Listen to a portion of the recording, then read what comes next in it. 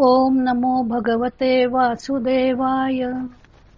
सार्थ सुबोध ज्ञानेश्वरी. लेखन आणि वाचन सौ मनीषा भास्कर अभ्यंकर, महाराष्ट्र, मिरज 416410. अध्याय 6. ध्यानयोग. योग साधना भाग 11. कुंडलिनी जागृती भाग क. ओवी आहे 228 ते 234. आसनाच्या उभार्याने खवळलेली कुंडलिनी ज्ञानदेवांना कशी दिसली त्याचे त्यांनी जणू शब्दचित्रच रेखाटले. आता ते तिचे कार्य सांगत आहेत. सहजे बहुता दिवसांची भूक, वरी चेवविली ते होय मिश, मग आवेशे पसरी मुख ऊर्ध्वा उज. आधीच तिला पुष्कळ दिवसांची भूक लागलेली असते व तशात तिला जागे केल्याचे निमित्त होते. मग ती सरळ असे वरती तोंड पसरते. तेथ हृदय कोशा तळवटी, जो पवनु भरे किरीती, तया सगळे याची मिठी देऊ निघाली. अर्जुना, हृदय कोशाखाली जो वारा भरलेला असतो त्या वायूस ती खाऊन टाकते. मुखीच्या ज्वाळी तळी वरी कबळी, मांसाची वडवाळी आरोगू लागे. मुखाच्या ज्वाळांनी ती खालीवर व्यापते आणि मांसाचे घास खावयास लागते. जे जे ठाय समांस, तेथ आहाच जोडे घाऊस, पाठी एक दोन्ही घास हियाही भरी. जे जे ठिकाण मांसल असेल त्या ठिकाणी वरच्यावरच मोठा लचका तोडते, शिवाय हृदयाच्या ठिकाणचे एक दोन घास घेते.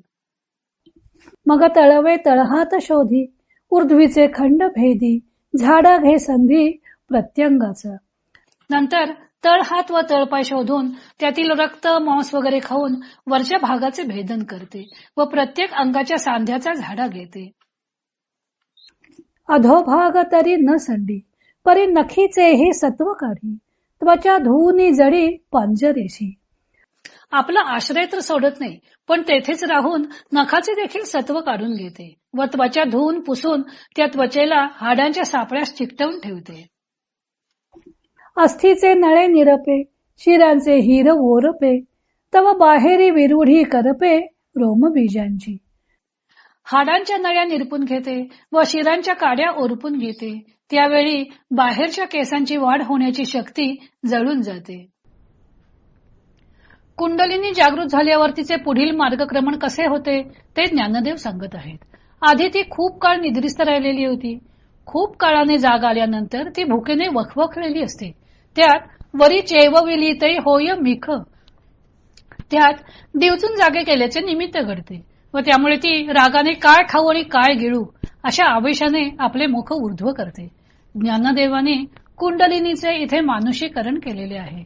एखादा मनुष्य गाढ झोपलेला असताना जर कुणी त्याला उठवले की तो जसा भडकतो, त्याप्रमाणे ती कुंडलिनी शक्ती खवळते. मग ती हृदयाकाशाखालील वायू, सर्व ठिकाणचे मांसल भाग यांचे लचके तोडायला लागते. मुखातील ज्वाळांचे लोळ टाकीत फुतकार सोडत खालपासून वरपर्यंत सर्व देह आक्रांत करते. तळ हात तळ पाय यातील सर्वांचे शोधन करून अंग प्रत्यंगाचा झाडा घेते आणि हे सर्व ती आपले मूलस्थान न सोडता करते. त्याच ठिकाणी राहून नखाचेही सत्व ओरबाडते. त्वचेचा निचरा करते व त्वचेला देह पंजराशी जखडून ठेवते. अस्थिपंजर देहातील हाडांच्या नळ्या चोखून टाकते. शिरांच्या काड्या ओरपून टाकते. नखाचेही सत्व ओरबाडते.